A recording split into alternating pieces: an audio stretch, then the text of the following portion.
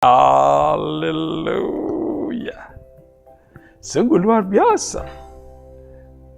Kuasa dan kekuatan Tuhan kita dahsyat ajaib. Kita telah merenungkan itu. Nah, kekasih-kekasihku, setelah tadi malam kita merenungkan tentang apa sesungguhnya yang membedakan satu pribadi dengan pribadi yang lain di dalam Yesus Kristus Tuhan.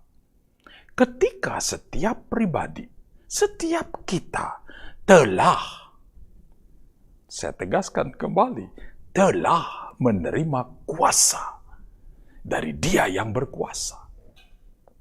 Yang berkuasa di sorga, yang berkuasa di bumi. Kuasa yang dianugerahkannya kepada setiap anak-anaknya adalah kuasa yang satu. Kuasa dari Dia yang berkuasa. Penuh. Apa yang membedakan? Jika satu pribadi bertindak dengan kuasa itu, terjadilah. Pribadi yang lain kok tidak terjadi? Tadi malam kita telah merenungkannya. Semua itu yang membedakannya adalah iman.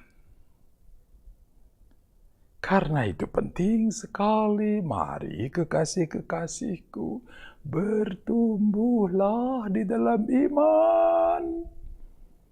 Jangan tetap imanmu kecil dan bonsai, saudaraku. Bonsai, tahu tanaman bonsai? Perdu.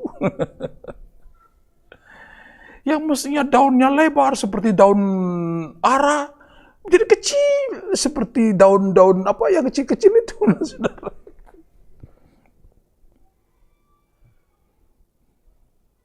Karena tidak bertumbuh, tidak berkembang. Berilah hidupmu untuk ditumbuhkan di dalam kebenaran, agar iman kita bertumbuh. Dan semuanya itu terjadi ketika terjadi penderitaan dan sengsara. Semuanya itu terjadi di dalam penderitaan dan sengsara.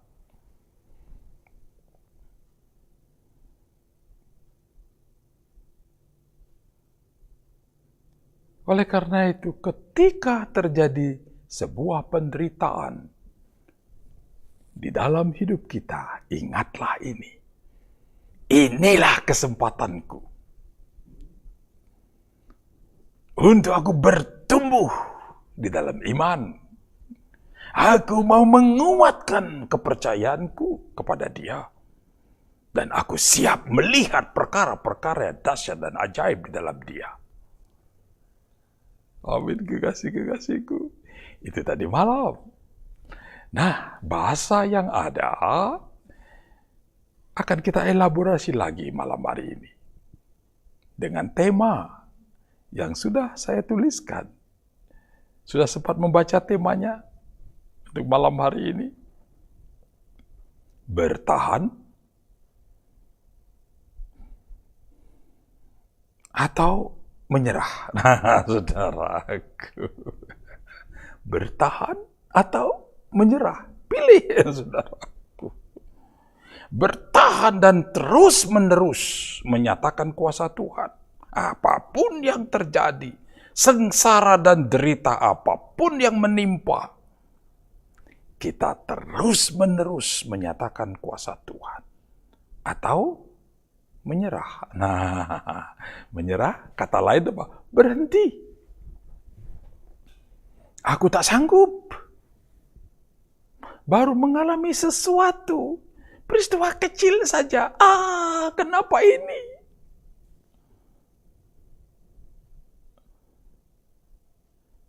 Kenapa aku? Masih ingat dengan kesaksian Yohana? Yohana sempat mencapai titik. Kenapa aku, Tuhan? Kenapa aku harus menderita seperti ini?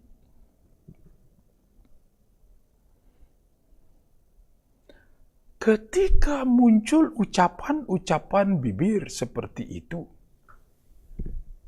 itu adalah tanda kita sudah siap mengibarkan bendera putih. Apa artinya mengibarkan bendera putih? Itu artinya apa? Lempar handuk. Lempar handuk itu handuk putih juga. Apa maksudnya? Menyerah.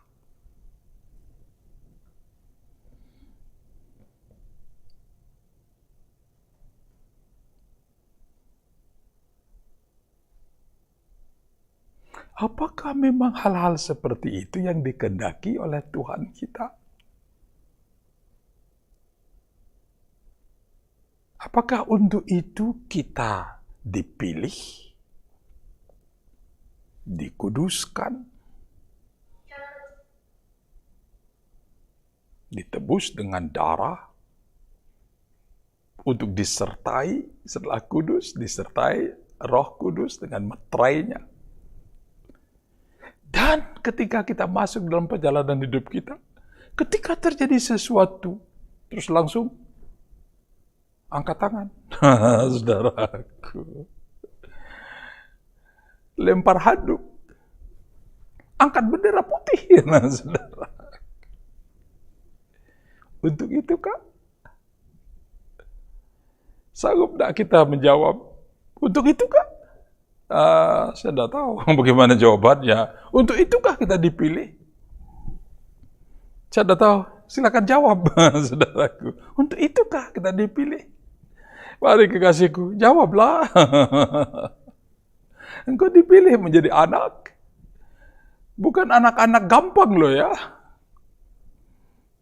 Menjadi anak yang benar-benar anak. Anak asli.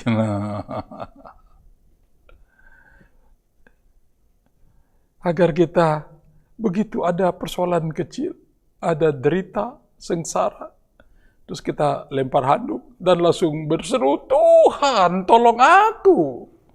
Begitu kan?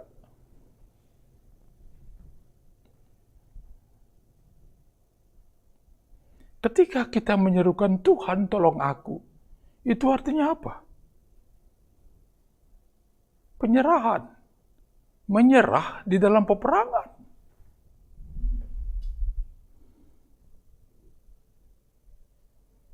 Padahal rancangan Tuhan apa? Bertahanlah.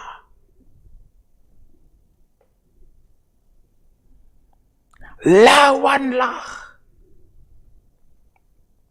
Hancurkanlah. Musnahkanlah. Itulah yang dikehendaki oleh Tuhan. Bukan menyerah. Bertahan. Karena peperangan tidak akan pernah berakhir seumur hidup kita. Kita sudah mengerti penguasa dunia, iblis, dengan seluruh pasukan di dalam kerajaan iblis, kerajaan kegelapan, tidak pernah berhenti menyerang anak-anak Tuhan. Tidak pernah berhenti. Bukankah kita sudah tahu itu? Jadi peperangan yang kita alami, begitu kita dipilih untuk menjadi anak di hadiratnya, adalah peperangan seumur hidup.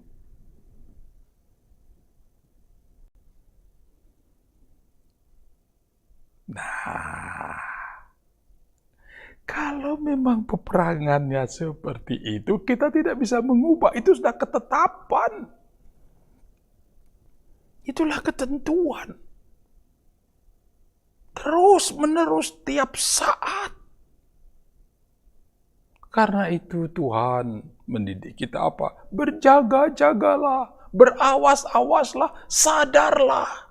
Karena peperangan itu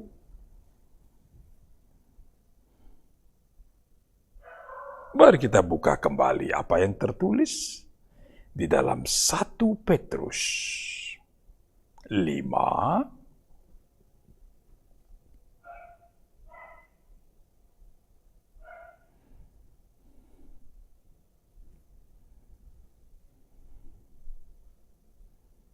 ayat 8.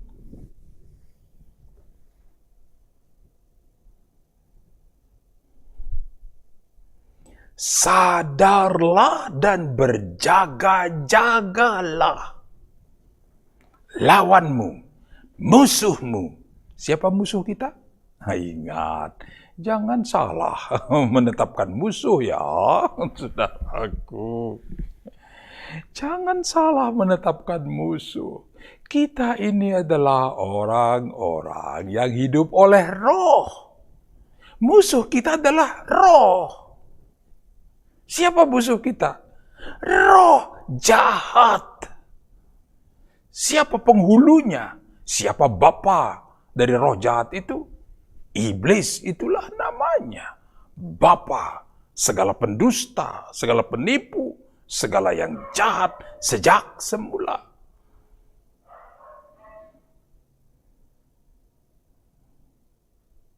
Kita tidak punya musuh dalam daging.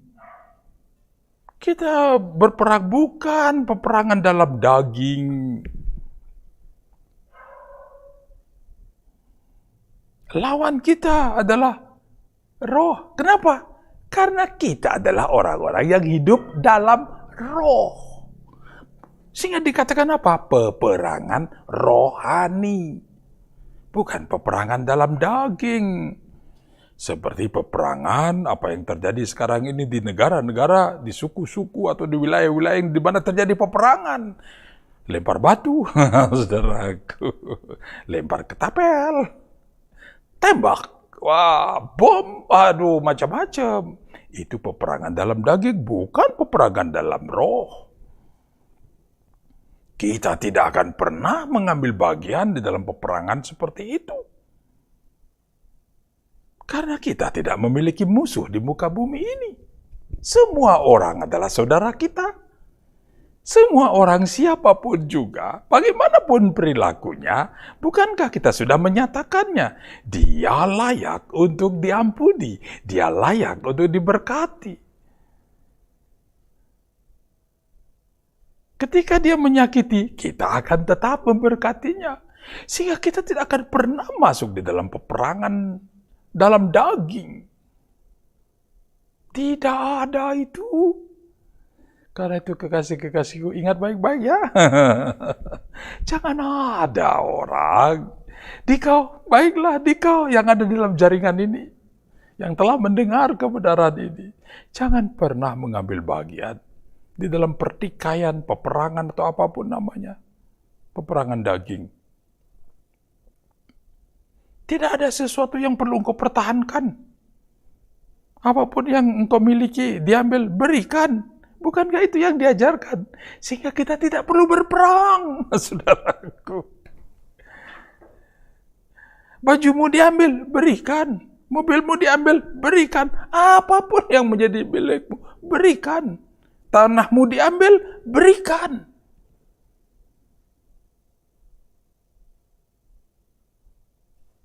Sehingga tidak akan pernah terjadi peperangan toh. Tetapi jika hidup dalam daging, kita mempertahankan semuanya itu, ya kita akan masuk dalam peperangan daging. Mempertahankan kedaulatan wilayah. Ini tanah beta. Nah, kalau sudah begitu. Dan ada yang mencoba memasuki wilayah kita dan mengklaim itu menjadi miliknya. Mari. Perang. Nah, itu peperangan daging ya. Kita tidak pernah memasuki hal-hal begitu. Karena sudah jelas diajarkan. Yesus Kristus Tuhan yang mengucapkan pengajaran itu. Jika milikmu diambil, berikan. Ya, kita tidak perlu berperang toh, berikan sah. Selesai urusan kita. Haleluya. Amin, kekasih-kekasihku. Nah, sekarang mari kita kembali. 1 Petrus 5 ayat 8. Sadarlah dan berjaga-jagalah. Lawanmu. Siapa lawan kita? Sudah jelas di situ. Disebutkan dan tertulis. Lawanmu, si iblis. Roh.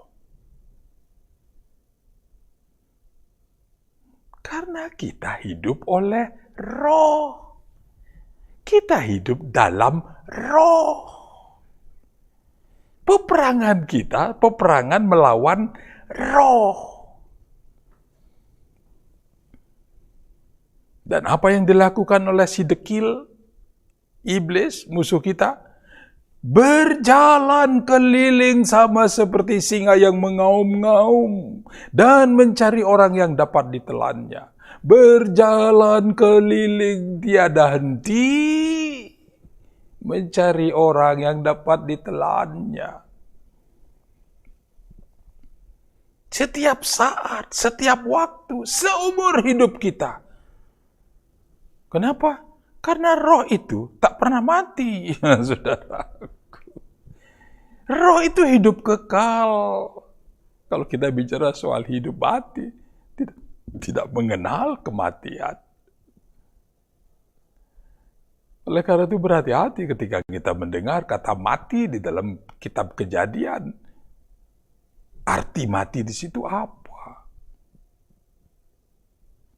Kehilangan kemuliaan, kehilangan kekudusan, sehingga kita tidak dilayakkan lagi untuk hadir di hadirat Dia yang Maha Kudus. Itu arti mati. Jadi iblis tidak akan pernah berhenti, karena ada di dalam kekekalan. Roh kita yang telah menerima hidup kekal ada di dalam kekekalan. Inilah peperangan itu.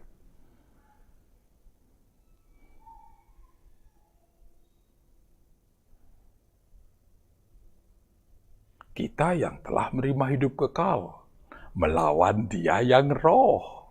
Nah, peperangan rohani. Nah, di dalam peperangan seperti itu, sesungguhnya yang akan terjadi dalam hidup kita apa? Telah tertulis tentang itu. Penderitaan-penderitaan, sengsara lewat sengsara, tiada henti. Bisa juga melintasi lembah air mata, saudaraku. Puncak derita. Bukankah juga sudah ada lagu tentang itu? Anda siapkan kembali lagu itu. Ya Tuhan, ku percaya.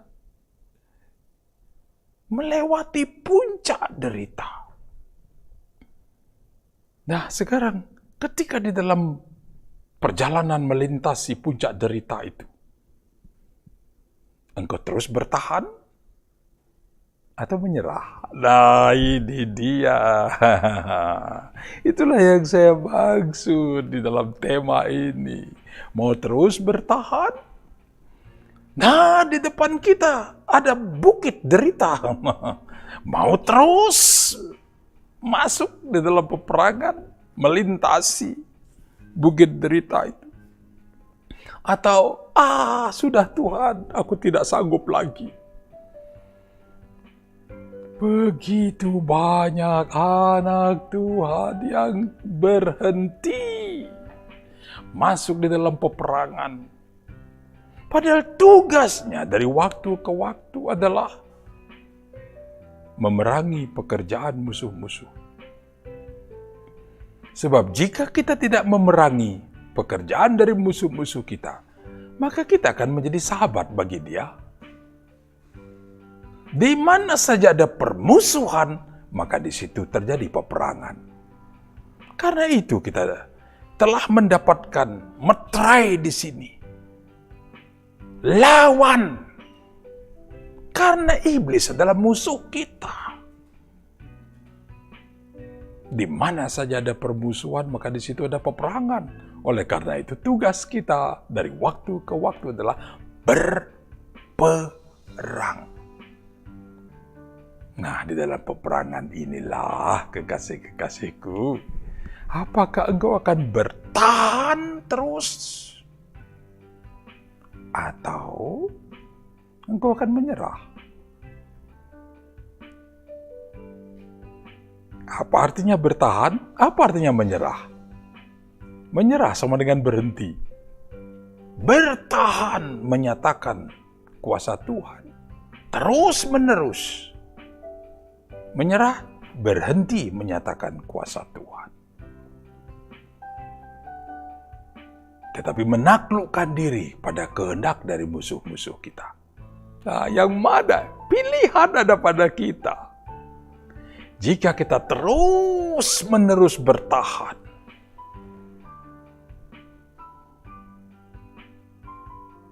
apa yang Yesus Kristus Tuhan inginkan, lakukan itu.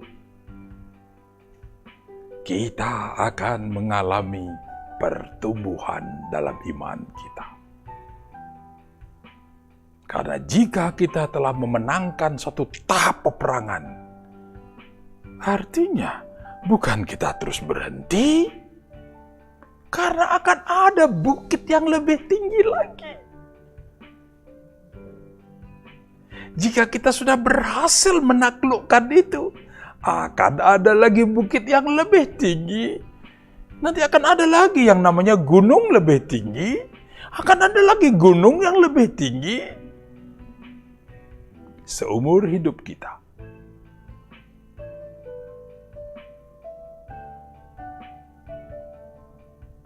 Maukah kita bertahan? Ya, kalau kita sekarang kecilkan skupnya. Ada penderitaan, rupa-rupa derita dan rupa-rupa sengsara yang terjadi di muka bumi ini.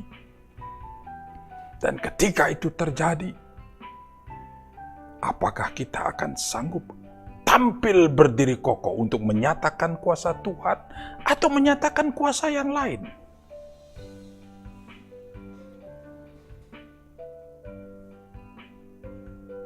Rupa-rupa derita dialami oleh semua orang di muka bumi ini. Semua orang mengalami hal yang sama. Lebih-lebih lagi orang-orang percaya. Karena orang-orang percaya secara khusus menjadi target dari si dekil.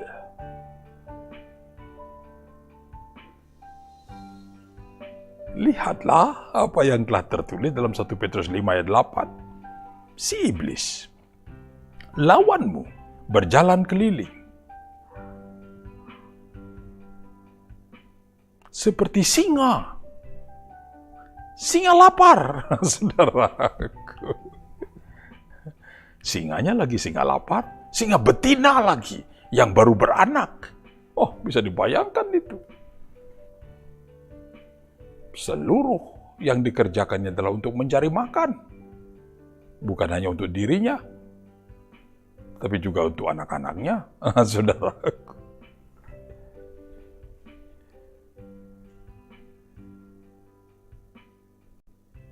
Dalam hal seperti itu,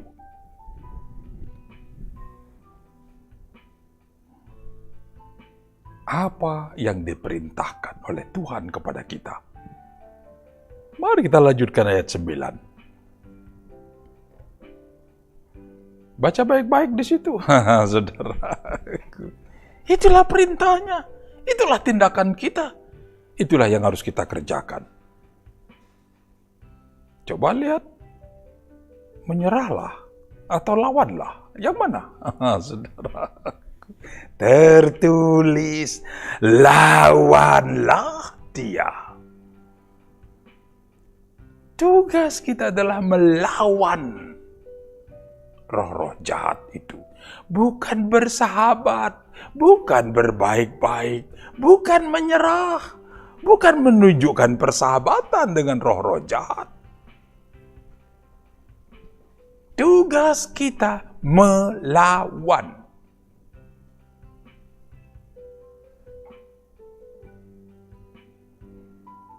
Jangan ada seorang pun yang mengatakan dirinya pengikut Kristus terus tidak menyatakan perlawanan terhadap roh jahat. Jangan ada yang mencoba berpikir bahwa ada roh jahat yang baik-baik terhadap engkau, saudaraku. Banyak perkataan-perkataan yang seringkali saya dengar. Bukankah dia tidak mengganggu, saudara? Kata siapa dia tidak mengganggu? Engkau saja yang tidak tahu. Kalau engkau sudah luar biasa, diganggu. Itu hanya soal diganggu. Jika engkau mengerti tentang ini, apalagi telah menerima karunia dari Dia yang Maha Kudus untuk engkau melihat perbuatan-perbuatannya. Seperti apa sih perbuatan roh-roh jahat itu? Apa sih yang menjadi rancangan-rancangannya? Adakah satu saja rancangannya demi kebaikan kita?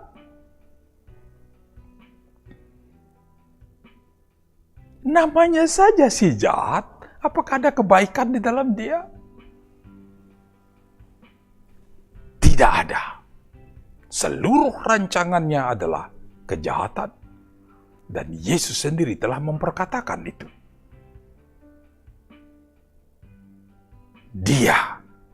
Mereka datang untuk, ingat dengan ayat itu, apa yang diperkatakan oleh Yesus? Jika dia datang kepada kita, tujuannya mencuri, membunuh, membinasakan.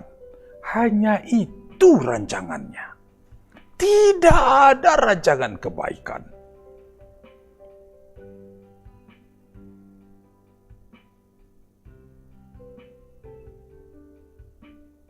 Tetapi apa yang menjadi rancangan Yesus datang?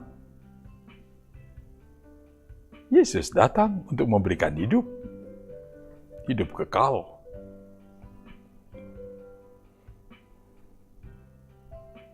Jika hidup diberikan, kita pun dipelihara di dalam hidup itu. Di dalam pemeliharaan damai sejahtera. Itulah rancangannya.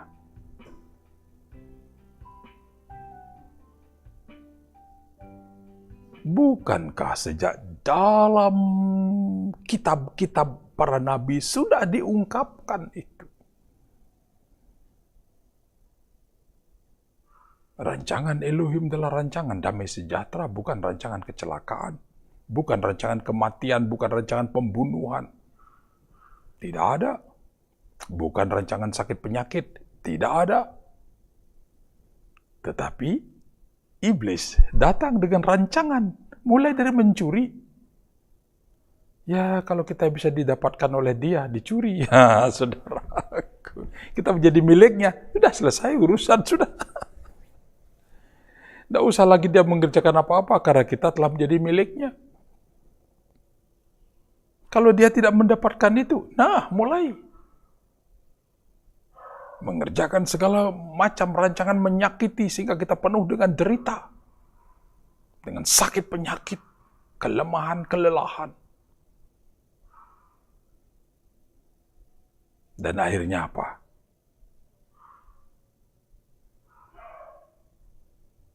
Membinasakan adalah rancangan yang luar biasa agar kita binasa. Berbeda dengan rancangan Yesus Kristus Tuhan yang memberikan hidup kepada kita. Ingatlah ini peperangan. Nah, sekarang di dalam peperangan seperti itu, pertanyaannya apa? Mau bertahan terus dalam peperangan atau menyerah? Berhenti, menyerah. Orang yang bertahan, tandanya dia terus-menerus menyatakan kuasa Tuhan.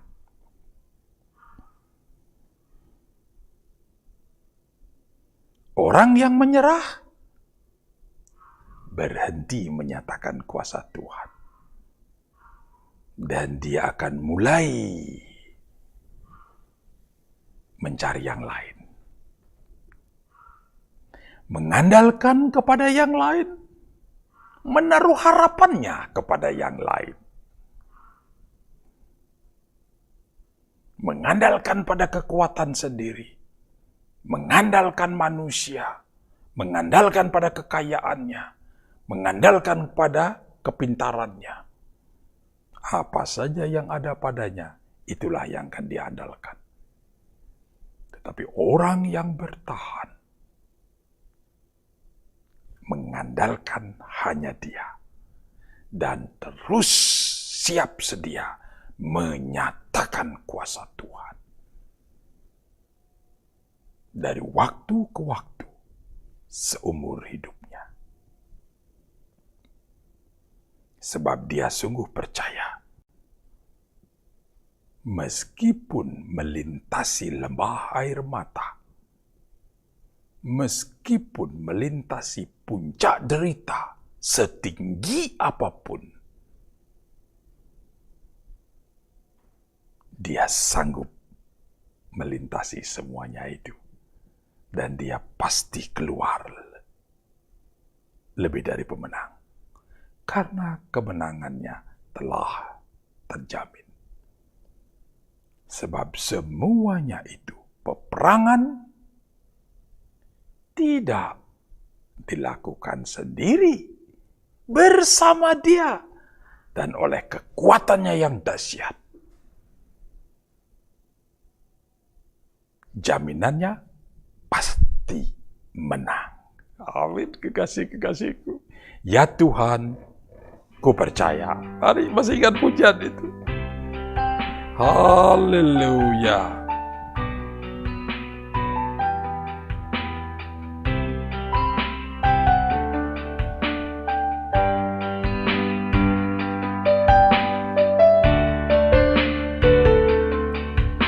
Ya Tuhan, ku percaya.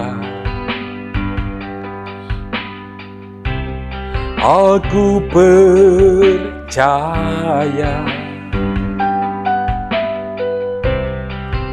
Lewati lembah air mata, aku percaya. Demikianlah orang-orang yang beriman. Mari sekali lagi, ya Tuhan, ku percaya.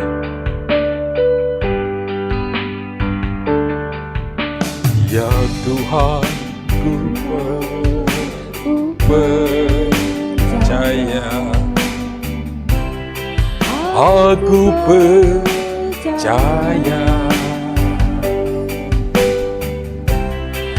Lewati puncak derita,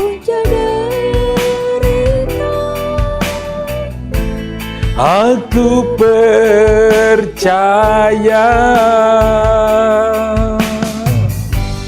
Firman-Mu ya dan amin.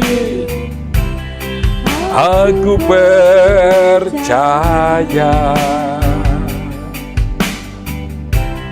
Kemenangan telah terjamin. Aku percaya. Amin, kekasih-kekasihku. Setinggi apapun puncak derita itu, sehebat apapun puncak peperangan itu, kita tidak berjalan sendiri. Kita tidak berperang sendiri. Bahkan sesungguhnya Dialah yang berperang.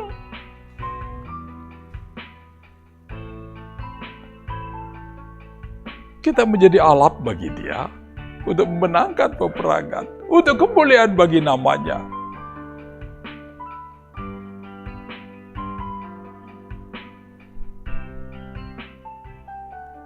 Jangan pernah berhenti menyatakan kuasa Tuhan yang telah engkau terima daripadanya. Karena untuk itulah kuasa dari Dia yang berkuasa dianugerahkannya kepadamu. Gunakanlah itu. Untuk apa engkau telah menerima kunci, tapi tidak engkau pakai untuk membuka pintu? Haleluya. Demikianlah kebenarannya. Ya Tuhan, ku percaya.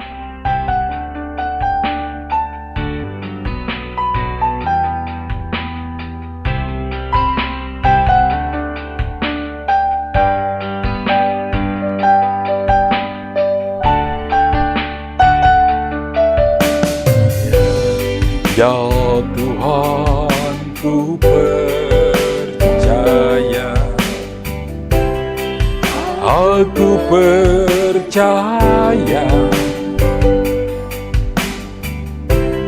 Lewati puncak peperangan, ku pasti sanggup. Firman-Mu ya dalami, aku percaya. Ku kan pasti keluar lebih dari pemenang. Ku pastikan keluar. Ku pastikan keluar lebih dari pemenang. Ku pastikan keluar. Ku pastikan keluar lebih dari pemenang. Karena itu ya kekasih-kekasihku, bertahanlah. Jangan mengambil pilihan menyerah. Angkat tangan. Jangan ada seorang pun anak raja yang mengangkat tangan. Aduh saudaraku, dikau anak raja. Lewati peperangan itu. Apapun yang terjadi, nyatakan kuasa Tuhan. Di dalam kuasa Yesus Kristus Tuhan. Lakukan peperangan. Aku menolak apapun yang dari kamu. Itulah peperangan. Aku menganjurkan kekuatanmu. Itulah peperangan. Apa yang kau ucapkan dengan bibirmu, itulah yang terjadi. Nah, esok malam, sesi yang terakhir di dalam doa.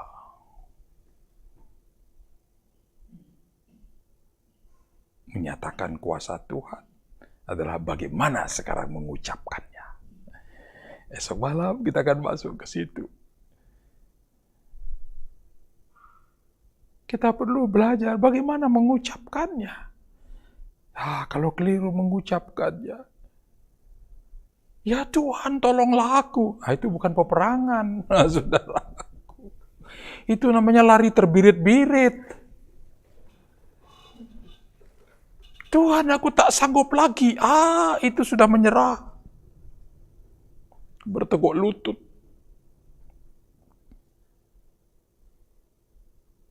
Mari tetap bangkit dan berdiri kokoh. Nyatakan kuasa Tuhan.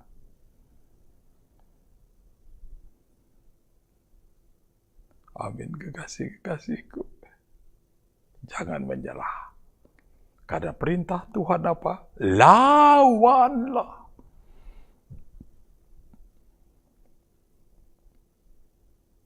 Dan jika kita melawan, apa yang terjadi padanya? Maka ia akan lari daripadamu.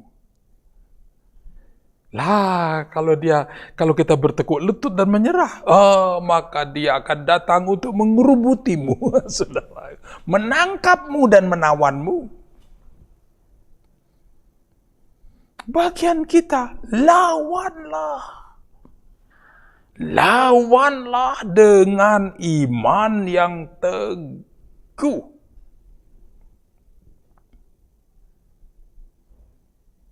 Dan ingatlah kekasih-kekasihku, semua saudara kita di muka bumi ini mengalami hal yang sama, menanggung penderitaan yang sama. Mari kita bertindak bersama-sama dengan seluruh saudara kita di muka bumi ini.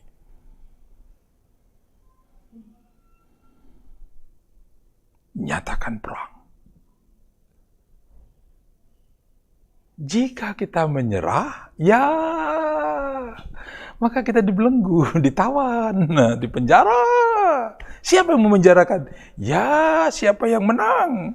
Karena kalau kita menyerah berarti kan namanya kalah. Padahal kita telah diberikan jaminan. Bagian kita, ayo bangkit berperang, jaminannya menang. Jika ada penderitaan, bertahanlah.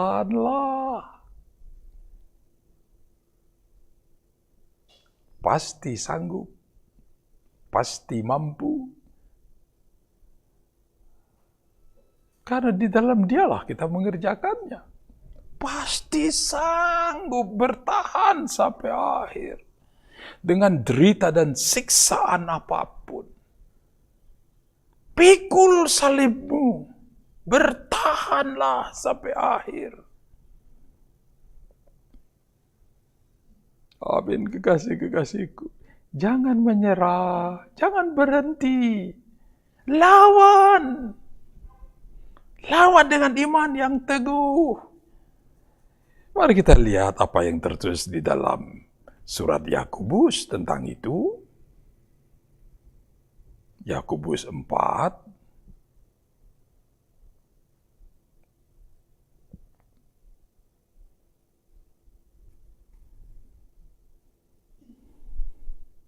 ayat 7. Karena itu, tunduklah kepada Elohim. Dan apa perintahnya? Sama Petrus menuliskan begitu.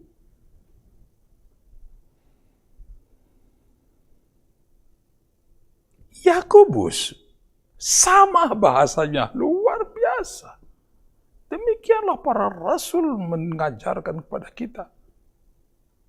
Apa yang Roh Tuhan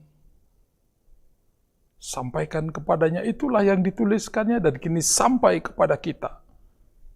Tugas kita adalah lawan. Jika kita melawan, maka ia akan lari daripadamu. Haleluya. Nah, jika kita menyerah, dia akan berlari mendekati kita. Setelah itu kita diapakan? Kita akan ditawannya, diseretnya, dan ya dimasukkan ke dalam tawanannya. Demikianlah kita akan terpenjara selama-lamanya. Terpenjara selama-lamanya. Lawan dengan iman yang teguh. Nyatakan kuasa Tuhan.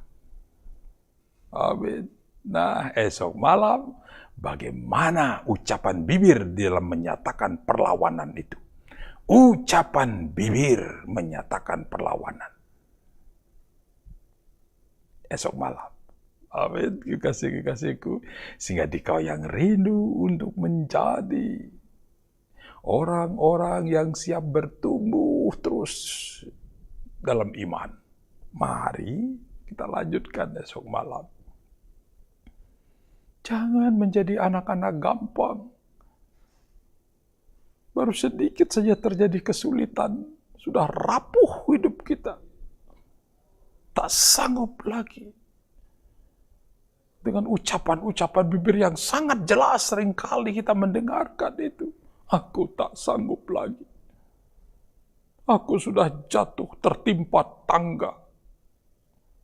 Dan jatuhnya di dalam sumur lagi. Bagaimana aku bisa bangkit? Ingatlah, kita telah menerima kuasa.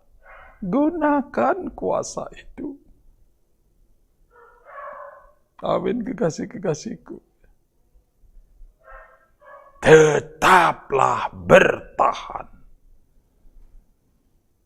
Siapapun yang mau seperti itu, Dialah Yesus Kristus Tuhan yang mengalirkan kekuatan yang dahsyat dan ajaib itu. sehingga benar-benar engkau sanggup bertahan di dalam peperangan sampai akhir. Dan ingatlah, yang bertahan sampai akhir menerima mahkota kemuliaan. Haleluya. Mari kita masuk dalam doa syukur. Segala puji syukur hanya bagimu, Yesus Kristus Tuhan. Demikianlah Engkau guru besar yang teragung, terus mendidik kami, mengajar kami tentang kebenaran yang daripadamu. Dan kini kembali kami telah menerima didikanmu. Apapun sengsara dan derita, bahkan sampai ke puncak-puncaknya sekalipun, kami siap bertahan di dalam Engkau. Dan kami pun siap untuk menyatakan kuasa-Mu yang dahsyat dan ajaib itu. Sebab demikianlah kebenaran yang telah kami terima daripadamu. Kami tidak pernah sendiri. Bersamamu pasti kami cakap dan sanggup menanggung semuanya itu. Dan keluar lebih dari pemenang. Hosana hanya bagimu, Yesus Kristus Tuhan, di tempat yang maha kudus. Mari umat Tuhan bersama-sama kita katakan, amin.